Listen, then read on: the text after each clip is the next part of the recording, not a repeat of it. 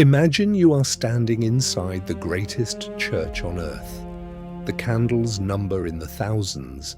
Their light trembles across golden mosaics that have watched over this city for 900 years. Around you, an entire civilization has pressed itself into this one building. Emperors and beggars, soldiers and monks, mothers holding children, they cannot stop from shaking. Outside these walls, one of the largest armies ever assembled in the medieval world is waiting for dawn. And everyone inside this church knows tonight the world ends.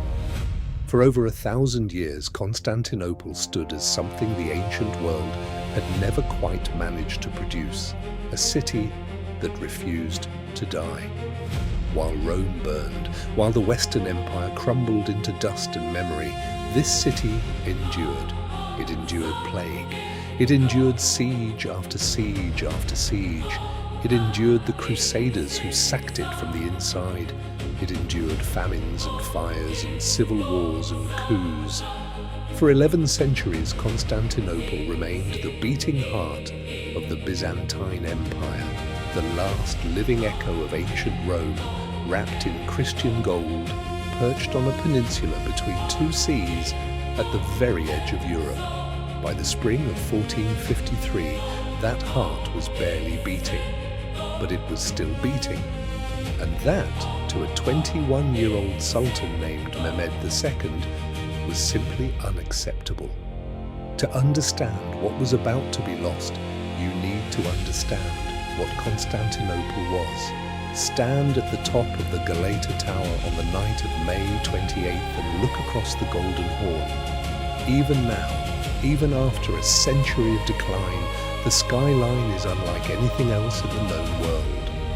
The Hagia Sophia rises above everything, its great dome catching the last light like a second moon.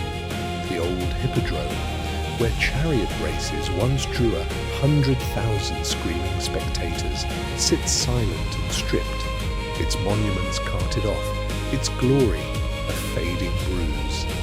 The city was a ghost of itself.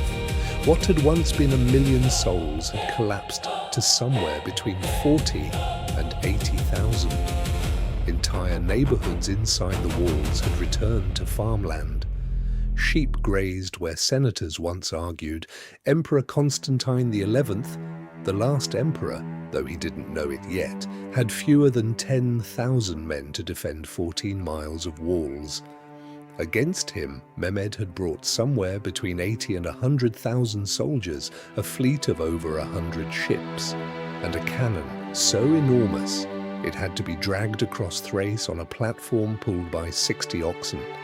The cannon's name was Basilica, and for 53 days it had been slowly, methodically eating the walls of Constantinople alive.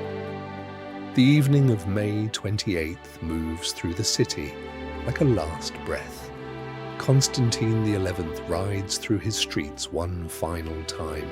He knows what is coming. He has received no meaningful help from the West, the promised crusade that never arrived, the ships that never sailed. He has done something remarkable in these final weeks. He has stayed. When offered the chance to flee, to preserve himself, to rule in exile, he refused. To die here, he reportedly told his council, is not so hard. That night in the Hagia Sophia, the city holds its last liturgy. Orthodox and Catholic clergy pray together, an act that would have been unthinkable weeks earlier. The service lasts for hours. The golden light of 10,000 candles fills the dome. Voices echo off marble that has absorbed the prayers of emperors and slaves for 9 centuries. Outside, Mehmed's camp falls quiet. His orders have been given. He has promised his soldiers 3 days of unrestricted plunder if the city falls. He has promised freedom to his slaves. He has promised paradise to any man who dies in the assault. The attack begins at midnight. The first wave crashes against the walls like water against stone. and breaks. Mehmed throws his irregulars in first, poorly armed troops from the Balkans and Anatolia, a deliberate tactic designed to exhaust the defenders while preserving his elite janissaries. The fighting at the land walls is savage, close, and dark. The Byzantines pour burning liquid down from the battlements. The Genoese commander, Giovanni Giustiniani, the best soldier Constantine has, fights from the outer walls with terrifying effectiveness. For 2 hours, the city holds. Then a wound opens everything. This man who has held the wall for 53 days staggers back, calling for the gate to be opened so he can be carried inside. When the defenders see him fall back, something fractures in the line. The janissaries notice, they push, and then a door, a small gate called the Kerkaporta, used for night sorties, has been left unlocked, but a handful of Ottoman soldiers find it, push through, and suddenly there are enemy soldiers inside the walls. The cry goes up. The city is taken, the city is taken. It is not taken yet. But the cry alone is enough. The defense collapses inward. Constantine XI tears off his imperial regalia, the purple robes that mark him as the heir to Rome, and rides into the breach with his sword.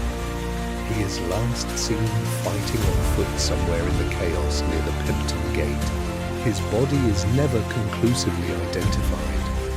The last Roman emperor disappears into the fall of his own city, like a stone dropped into deep water. By dawn, the Ottoman banners fly from the walls of Constantinople. Mehmed II enters his new city on horseback, slowly, deliberately. He is 21 years old.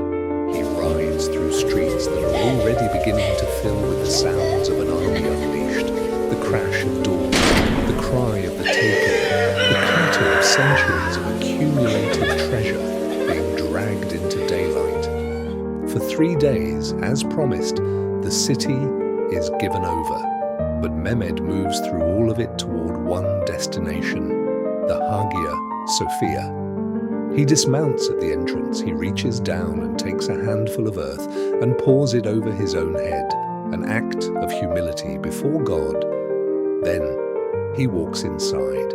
916 years of Christian worship, mosaics of Christ and the Virgin Mary, the ghosts of 1,000 liturgies still trembling in the air. Mehmed walks to the center of the great floor, looks up at the dome and reportedly murmurs a verse of Persian poetry. Even in conquest, he recognizes what he stands inside. He orders the mosaics covered, not destroyed, covered, and the church converted into a mosque. The Hagia Sophia will survive. It always survives. The city, he declares, will be his capital, not destroyed, rebuilt, repopulated. He will spend the rest of his reign calling himself Caesar-e-Rum, Caesar of Rome. The fall of Constantinople on May the 29th, 1453, is one of those events that historians agree marks a genuine turn in the road of human civilization. The Eastern Roman Empire, the last institutional continuity with the ancient world, the thread that connected medieval Europe to the Senate of Augustus and the laws of Justinian, was finished. The Ottoman Empire, now in possession of the most strategically positioned city on earth, would dominate 3 continents for the next 4 centuries. A world ended, another began. But standing in the Hagia Sophia today, and you still can, whether you call it a church or a mosque or a monument to the strange persistence of human things, you can place your hand on walls that have absorbed all of it. The prayers of Byzantine emperors, the echo of Ottoman sultans, the footsteps of Constantine XI's last ride, the quiet of a Tuesday morning in the 21st century. The dome still rises, the light still falls. Some things survive everything. If this journey through history moved you, hit subscribe. Every week, we walk back into the worlds that made us. And tell me in the comments, where do you want to go next? Ancient Alexandria, the last day of Pompeii, the streets of medieval Paris. The past is waiting.